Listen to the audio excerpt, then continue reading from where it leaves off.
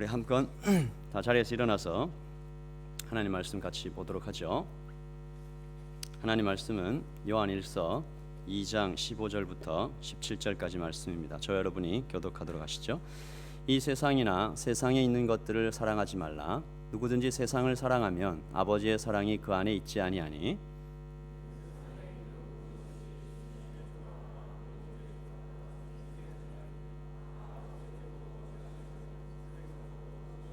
같이 읽어볼까요? 이 세상도 그 정욕도 지나가되 오직 하나님의 뜻을 행하는 자는 영원히 거하느니라. 아멘. 네, 말씀 그대로 좀 띄워놔 주시고요. 앉으십시오. 자리에. 요한 사도는 이 세상이나 세상에 있는 것들을 사랑하지 말라라고 얘기를 하면서 이 세상에 있는 것들, 사랑하지 말아야 할 것들을 세 가지로 이야기를 하죠. 육신의 정욕과 안목의 정욕과 이생의 정욕. 제가 오른쪽 아래에다가 영어로 이렇게 표현을 해놨는데 lust of the flesh, lust of the eyes, boastful pride of life. 육신의 정욕이라는 것은 육체의 본능을 뜻합니다. 그러니까 성욕, 식욕, 이런 그 육체의 본능들을 뜻하고, 이 육체의 본능들이 하나님의 뜻을 거스리지 말게 하라. 두 번째는 안목의 정욕이죠. 그러니까 눈으로 보기에 좋은 것들입니다. 소유욕을 얘기합니다. 뭘 가지고 싶은 것, 좋은 옷, 좋은 차, 또 뭐 좋은 집, 이런 저런 것들을 자꾸 이렇게 소유하고 싶어하는 것. 그런 욕심이 하나님의 뜻을 거스리지 말게 하라. 하나님보다 더 앞서지 말게 하라. 마지막에 이생의 자랑은 교만입니다. 사람들 앞에 드러나고 싶어하고 자기 이름을 높이고 싶어하는 모든 그 교만들을 이야기를 하는 거죠. 이런 것들에 사로잡히기 시작하면 하나님의 뜻을 따를 수 없다. 이 세상에 있는 것들, 육신의 정욕과 안목의 정욕과 이생의 자랑들을 좀 극단적으로 가져가면 이것을 우리가 중독이라는 말로 표현할 수 있습니다. 제가 좀 뒤집어 봤는데 오늘 이 중독이라는 말을 성경적인 의미로 좀 뒤집어 보자라는 의미로 한번 좀 뒤집어 봤습니다. 중독은 우리가 하나님 외에 거기에 집중하는 어떤 것들을 이야기하는 거죠. 다른 말로 우상 숭배라고도 할 수 있습니다. 죄죠. 중독이라는 의미에 대해서 좀 볼까요? 자, 같이 한번 읽어봅시다. 시작. 사람의 생각과 감정, 행동이 약물이나 대상에 집중되도록 강하게 자극하는 힘입니다. 중독은 세 가지 정도가 있는데요. 첫 번째 약물 중독입니다. 이게 그 뭔가를 이렇게 많이 드셔가지고 중독되는 농약, 납중, 인톡시케이션을 얘기하고요. 행위 중독은 조금 이따가 좀 자세히 다루기도록 하고요. 게임 중독, 도박 중독들이 있겠고, 그리고 이 두 가지가 함께 겹쳐진 것들이 있습니다. 마약, 알코올 이런 것들은 두 가지가 함께 겹쳐져 있는 것이죠. 우리 사회에 우리 젊은이들 가운데 이런 중독들 때문에 꽤나 어려워하고 하나님께 나오기 참 걸끄럽고 방해가 되는 분들이 많이 있는 것 같습니다. 육신의 정욕, 안목의 정욕, 이생의 자랑과 절묘하게 결합되어 있는 이 중독들. 먼저 우리 청년들이 좀 많이 이렇게 연관돼 있을 만한 이 행위 중독에 대해서 좀 살펴보려고 하는데요. 같이 한번 읽어봅시다. 시작. 하나님이 아닌 일시적인 평안과 행복감을 주는 약물이나 대상을 찾게 되며 결국 감정이 사로잡혀 영적으로 묶여 끌려가는 선택을 하게 된다. 결국은 이게 영적 전쟁의 영역이라는 것이죠. 행위 중독입니다. 행위 중독의 첫 번째로 음식 중독이 있죠. 지속적으로 과식에 탐닉하여 기분을 좋게 만들려는 탐욕적인 행동이다.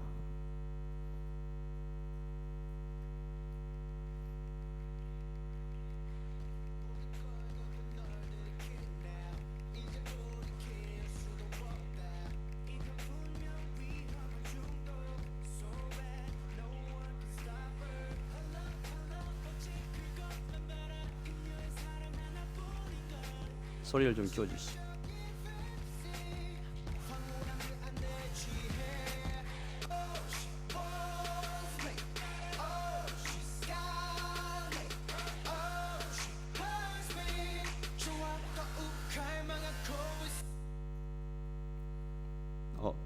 더 지금 진행이 돼야 되는데 멈춰버렸네.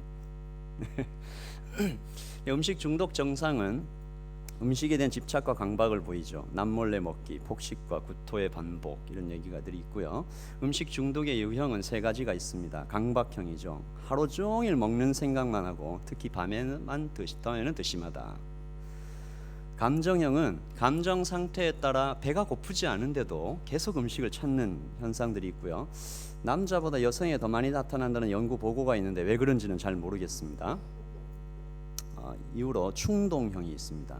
잦은 다이어트 결심과 포기를 반복하여 자신을 통제하기 힘들어진다.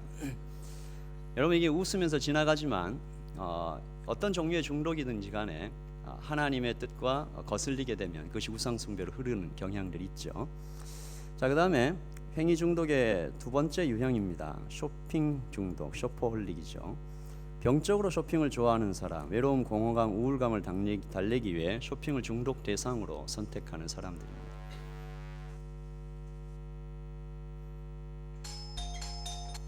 계속 사죠.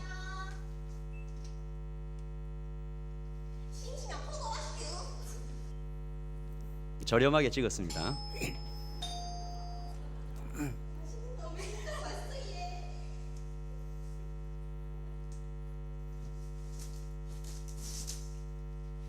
여러분 주위에 누군가가 보이는 것 같으면 보살펴 주시기 바랍니다.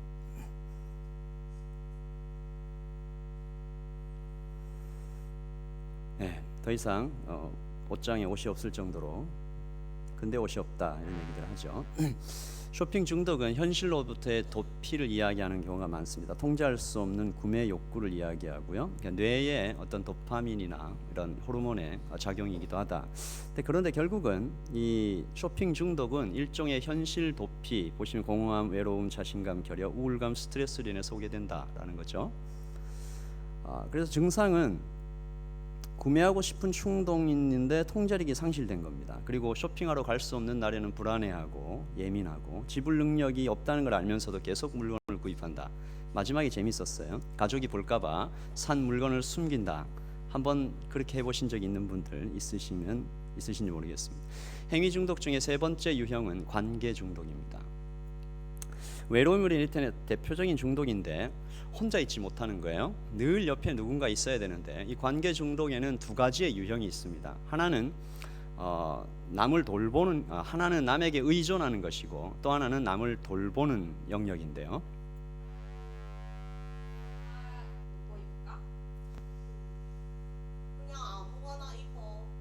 역시 좀 저렴하게 찍었습니다.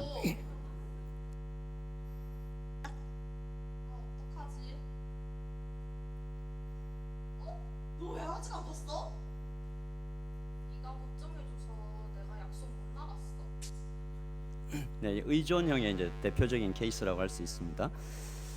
누군가의 보살핌과 돌봄을 계속해서 갈구하는 관계로 상대를 끌고 가는데요. 관계 중 아이의 역할을 담당을 합니다. 이런 분들이 있으신지 모르겠고요.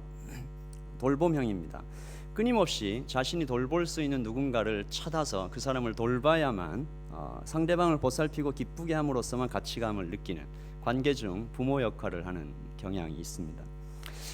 이런 식으로 음식 중독, 쇼핑 중독, 관계 중독 이런 중독들에 빠져도 하나님과의 관계가 자꾸만 멀어질 수가 있죠.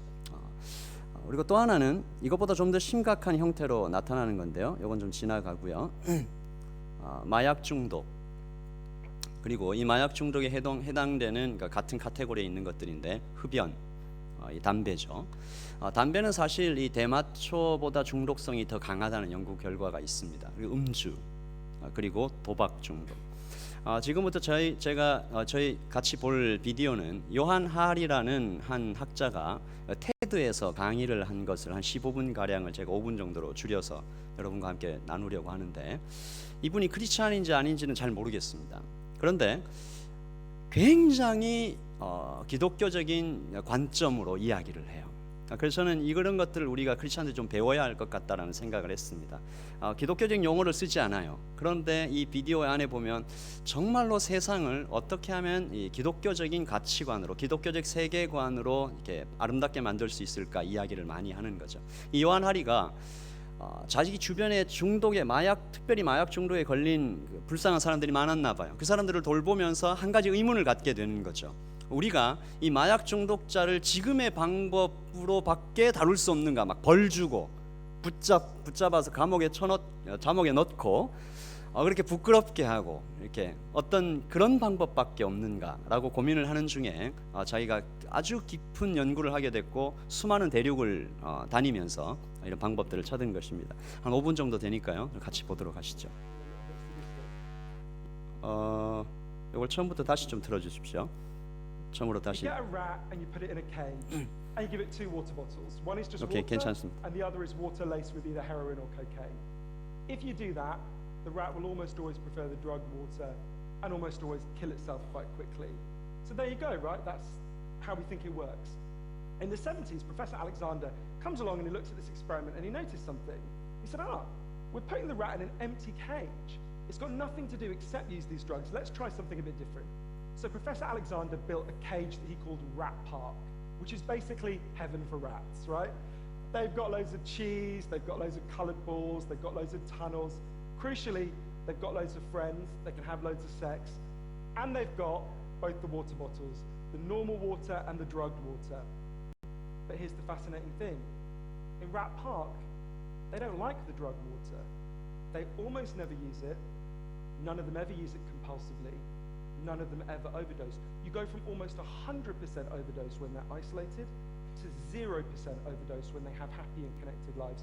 Now, when he first saw this, Professor Alexander thought, maybe this is just a thing about rats. They're quite different to us. Maybe not as different as we'd like, but but fortunately, there was a human experiment into the exact same principle happening at the exact same time. It was called the Vietnam War. In Vietnam, 20% of all American troops were using loads of heroin. And if you look at the news reports from the time, they were really worried because they thought, my God, we're going to have hundreds of thousands of junkies on the streets of the United States when the war ends. It made total sense. Now, those soldiers who were using loads of heroin were followed home. The Archives of General Psychiatry did a really detailed study, and what happened to them? It turns out they didn't go to rehab. They didn't go into withdrawal. 95% of them just stopped. Now, if you believe the story about chemical hooks, that makes absolutely no sense. But Professor Alexander began to think there might be a different story about addiction. He said, what if addiction isn't about your chemical hooks? What if addiction is about your cage? What if addiction is an adaptation to your environment? Looking at this, there was another professor called Peter Cohen in the Netherlands who said, maybe we shouldn't even call it addiction. Maybe we should call it bonding. Human beings have a natural and innate need to bond.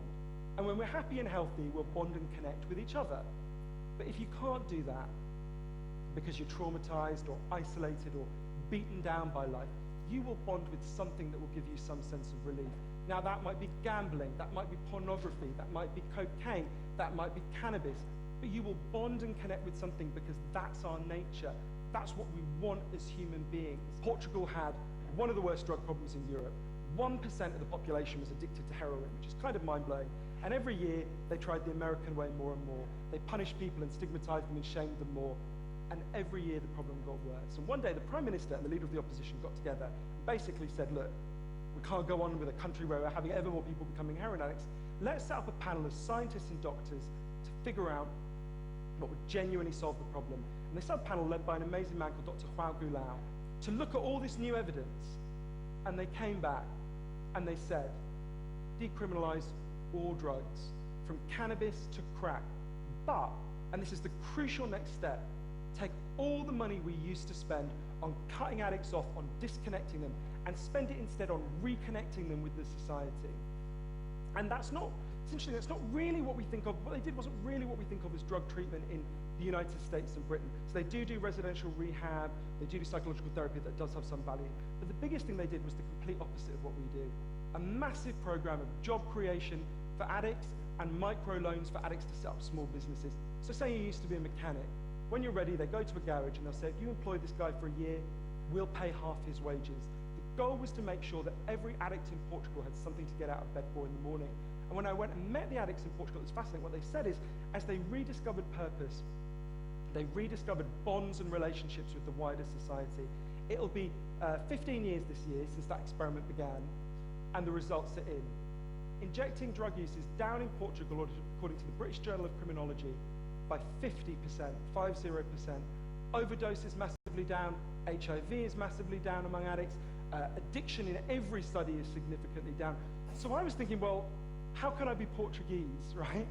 And what I try to do now, and I can't tell you I do it consistently, and I can't tell you it's easy, is to say to the addicts in my life that I want to deepen the connection with them, to say to them, I love you whether you're using or you're not.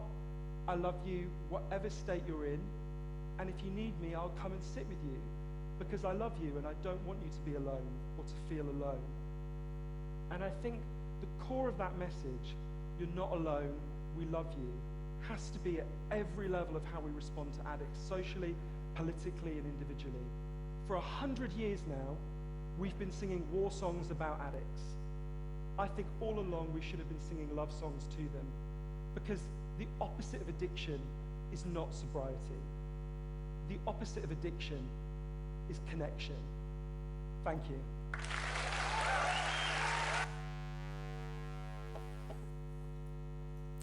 박수갈채라고 써있네. 어떻습니까? 이분이 크리스천인지 아닌지는 알 수 없지만 이분이 얘기하는 것은 정말 성경의 이야기와 같습니다. 우리는 예수 그리스도께서 현장에서 붙잡혀온, 간음하다가 현장에서 붙잡혀온 한 여인에게 어떻게 대우하셨는지 알고 있습니다. 사람들은 그녀를 돌로 치고 현장에서 부끄럽게 하고 죽이자라고 얘기를 했지만 예수님께서 뭐라고 하시죠? 나는 너를 정죄하지 않는다. 그러나 가서 다시는 죄를 짓지 말라. 이 두 마디로 그를 안아주셨으며 그가 짓고 있는 죄와 그 사람을 분리시켜서 사랑해 주셨죠. 이 중독에 대한 우리가 오해가 몇 가지가 있는데요. 좀 살펴보기를 바랍니다. 첫 번째는 이것을 그냥 개인적인 문제로 취급하는 것입니다. 의지가 약해서 그런 거야 라고 얘기를 하지만 여러분 동영상에서 잠깐 보셨듯이 이것은 굉장히 더 큰 문제입니다. 한국에 800만이 넘는 중독자가 있대요. 이건 사회적인 문제입니다. 그리고 이것이 개인의 의지를 발동해서 어떻게 이겨나가면 가능한 것이다라는 이론은 개혁주의 인간론에도 맞지 않습니다. 사람은 죄에서 스스로 해결될 수 있는 힘이 없는 것이죠. 두 번째는 이 화학적인 것이다. 뇌가 손상된 심각한 질병이다. 육체의 문제이다. 이 몸 안에 화학물질이 들어와서 영구적인 변화를 일으킨 것이다. 그렇지 않다는 것이 발견되었죠. 그 환경과 사랑받는 환경이 제공되면 끊어진다라는 겁니다. 저도 군대에서 이렇게 담배를 피워본 적이 있어요. 꽤 오랫동안. 그 사람들이 걱정을 했어요. 나가면 담배 끊기가 힘들다던데 제대하고 나서 일주일 만에 끊었어요. 다시 제가 전혀 새로운 환경에 들어가고 사랑받는 공동체 안에 들어가자마자 금방 끊어지는 것들 저도 경험한 적이 있습니다. 세 번째죠. 나쁜 행동이다. 벌을 주고 또 이렇게 격리하고 부끄럽게 하고 낙인을 찍고 그렇게 해야 치료가 된다. 아니라는 걸 여러분 발견하셨습니다. 우리는 지금 우리를 올가매고 있는 여러 가지 중독들에 대해서 그렇다면 성경은 무엇이라고 말하는가에 대해서 좀 살펴보기를 원합니다. 성경에서 중독과 거의 정반대에 위치하고 있는 성경적 단어 하나는 절제입니다. 근데 이 절제라는 단어가 사전적 정의의 한계를 가지고 있기 때문에 사람들이 절제하라 라는 말을 교회로부터 듣든 성경을 통해서 읽든 간에 사람들은 어떤 이미지를 떠올리냐 하면 참자, 꾹 참자. 어떤 쇼핑을 할 수 있는 욕구가 이렇게 올라오면 참아야 하느니라 이렇게 얘기하는 경우가 많다라는 거죠. 사전에 이렇게 써 있습니다. 정도에 넘지 않도록 알맞게 조절하여 제한한다라고 나와 있고요. 그리고 네이버 사전에 보면 이런 것들도 있더라고요. 절제와 비슷한 말, 극기하다, 제어하다, 조절하다, 무절제, 낭비. 과연 그런가? 성경에서는 이 절제라는 단어를 어떻게 정의하고 있는가를 좀 살펴보면요. 같이 읽어볼까? 시작. 여자들도 이와 같이 정숙하고 모함하지 아니하며 절제하며 모든 일에 충성된 자라야 할 것이니라. 여기서 쓰여진 절제라는 단어는 네팔레오스라는 헬라어입니다. 금주하다, 지켜보다, 분별 있다, 지켜보다, 근신하다라는 말인데 그 중에 분별 있다라는 단어에 좀 집중해 주시기 바랍니다. 이것이 옳고 그른가라는 지식에 관계된 것이다라는 것이죠. 그리고 두 번째 절제에 대한 말씀은 이것입니다. 같이 읽어보죠. 시작. 이기기를 다투는 자마다 모든 일에 절제하나니 저희는 썩을 면류관을 얻고자 하되 우리는 썩지 아니할 것을 얻고자 하노라. 여기서 사용된 절제의 헬라어 원문은 엥크라테이아라는 말입니다. 이 뜻을 같이 한번 읽어보죠. 내 뜻과 내 생각, 내 말을 통제하고 하나님의 말씀에 이끌려 모든 일에 진정한 힘을 가지고 있는 상태다. 복종과 관계 있는 거죠. 순종과 관계 있는 거죠. 하나님 앞에 나와서 엎드리는 것과 관계 있는 거죠. 그러니까 절제는 나의 의지를 사용해서 참자, 어떤 개인적인 의지의 문제가 아니라 주님 앞에 나오는 신앙과 믿음과 순종의 관계가 있다라는 얘기입니다. 또 하나 절제를 나타내는 성경적인 또 하나의 이미지는 열매죠. 우리가 잘 아는 성경 구절이 있습니다. 같이 한번 읽어보겠습니다. 오직 성령의 열매는 사랑과 희락과 화평과 오래 참음과 자비와 양선과 충성과 온유와 절제니 이 같은 것을 금지할 법이 없느니라. 성령의 열매죠. 성령의 열매는 성령 충만할 때 그 사람에게서 자연적으로 흘러나오는 것이다. 자연적으로 이렇게 맺히는 것이죠. 그러니까 나무를 심지 않고 열매를 구하려고 하는 행동들을 우리 사람들이 때때로 한다는 얘기합니다. 내가 사랑이 부족해, 기쁨이 부족해, 그럼 내가 어떻게 하면 기뻐할 수 있을까?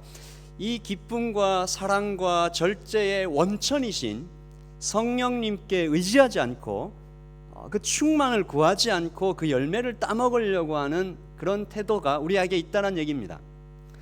이 절제를 이야기하고 절제가 성령의 열매라는 것을 이해하기 시작하면 우리가 절제의 중독의 반대말을 이렇게 정의해 볼 수 있습니다. 충만. 성경에 이런 표현이 있죠. 같이 한번 읽어볼까요?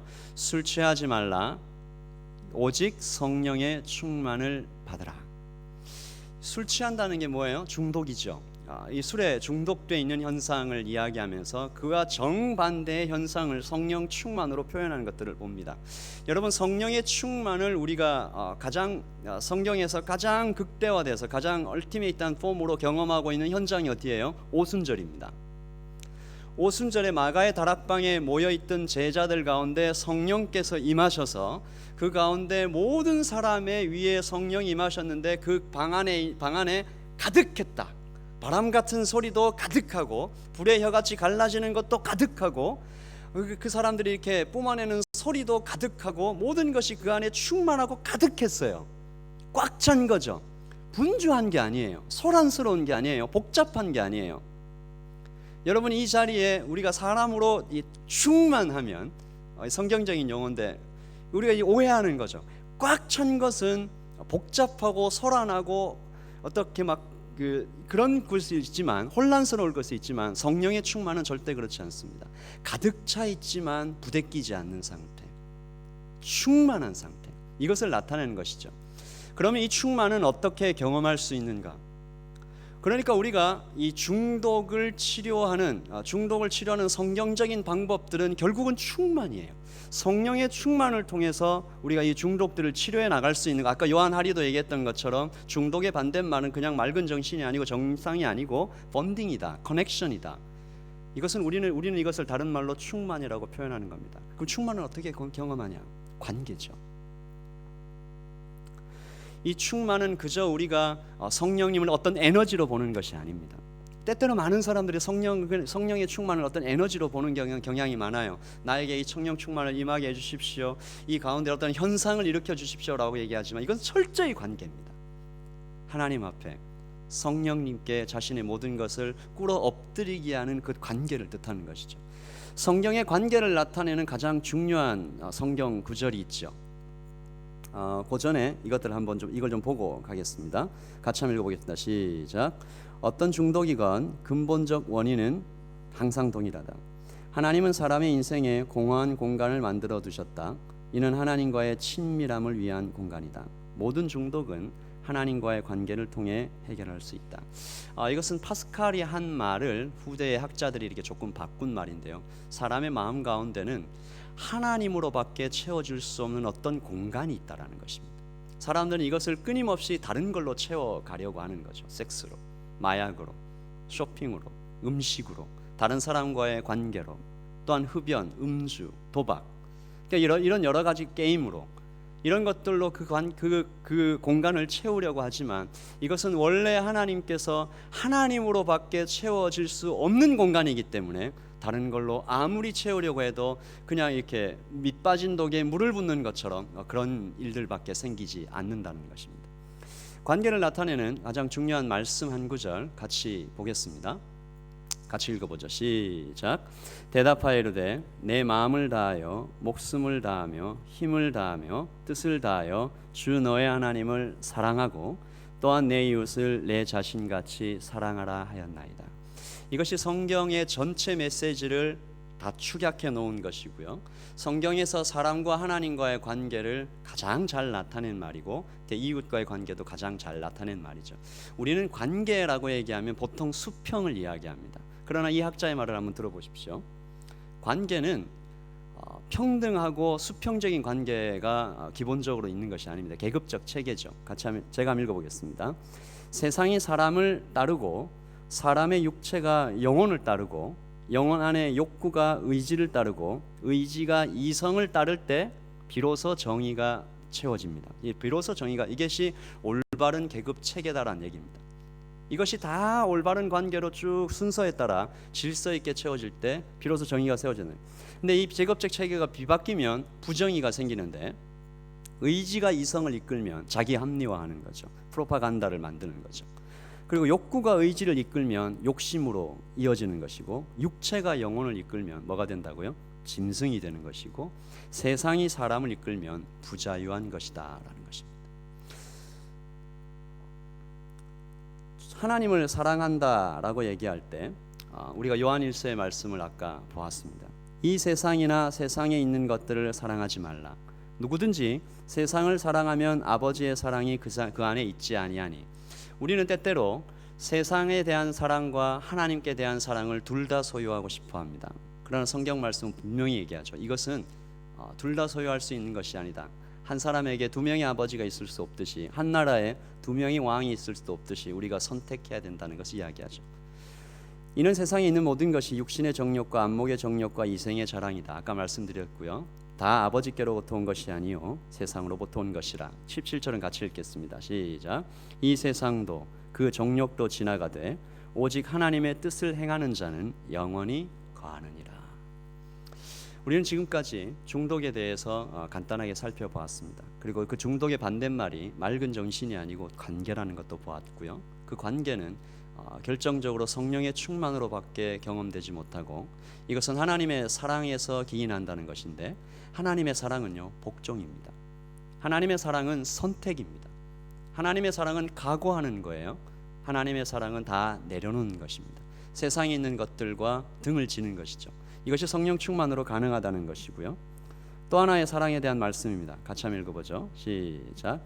그러나 이 모든 일에 우리를 사랑하시는 이로 말미암아 우리가 넉넉히 이기느니라. 로마서 8장 말씀은 우리를 향하여 하신 그 그리스도의 사랑에서 우리를 끊을 수 없다라는 말로 마무리하면서 이 얘기를 하십니다. 여러분 가운데 혹시 담배나 술이나 또한 도박이나 심지어 마약이나 아까 잠깐 나누었던 쇼핑이나 이런 것들로 중독에 헤매이고 있는 분들이 있다면 그 중독 자체에 집중해서 그것을 끊으려고 어떤 의지적으로 덤벼드는 도전하는 그런 시도를 잠시 멈추고 성령 충만한 자리로 나와야 될 것입니다. 그 성령 충만한 자리로 나올 때 하나님께서 나를 사랑하시는 그 사랑이 얼마나 큰가, 그리고 그 사랑에 결코 세상을 사랑하는 것과 양립할 수 없다, 함께 갈 수 없다, 선택이다 라는 것들을 우리가 깨닫고, 그리고 성령 충만한 상태가 얼마나 사람에게 행복한 것이냐.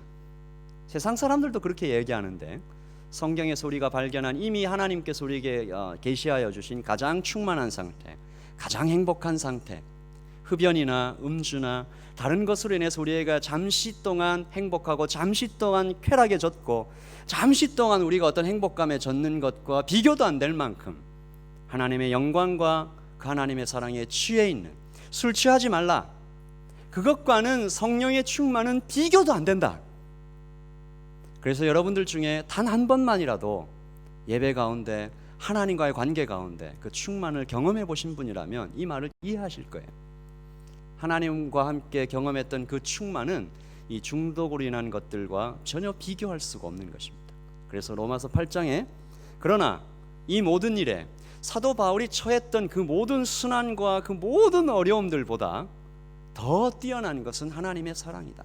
그 사랑 때문에 우리가 모든 것을 넉넉히 이길 수 있다는 말로 결론 짓는 것처럼 우리 젊은 시대에 여러 가지 중독으로 헤매는 모든 분들에게 하나님의 사랑과 관계와 충만으로 이 모든 일 넉넉히 이겨가시기를 예수님의 이름으로 축복합니다. 기도하겠습니다.